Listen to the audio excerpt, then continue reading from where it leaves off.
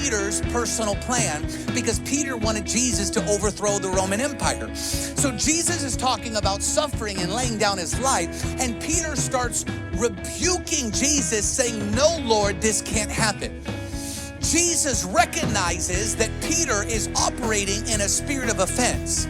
So he doesn't use Peter's name. Who does he call him? He calls him Satan.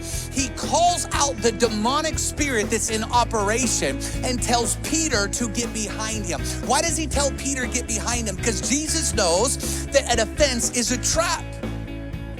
So he says, I can't fall into your trap because I have to get to the cross.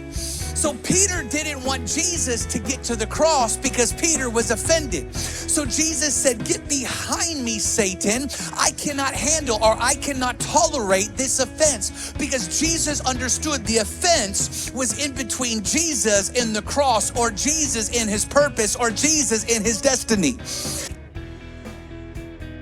So this is an amazing message by Pastor Landon, Schott, and he's just been talking about becoming offended and the abomination of gossip and how that makes us get offended as it plays out in our lives, which is something I've not really thought about as it being an offense. And Jesus talked to Peter about how the offense was to get behind him because that was going to take him away from being in the will of God, and how gossip does the same thing. It causes an offense and it wants to create a distraction, and it wants to stop us from being in the will of God, for pursuing the will of God, because we're just so hung up on an offense.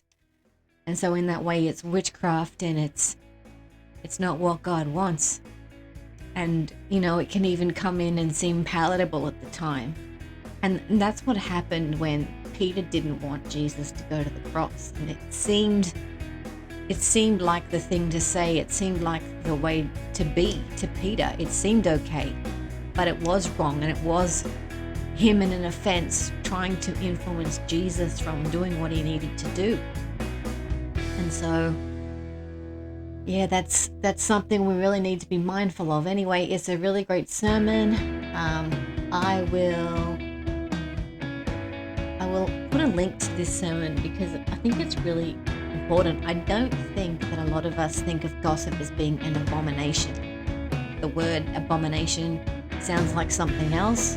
It sounds like something we wouldn't discuss at the dinner table, that's for sure. But this is really an eye-opener, and I think that this is behind a lot of problems in modern day churches. Anyway, guys, thanks for listening.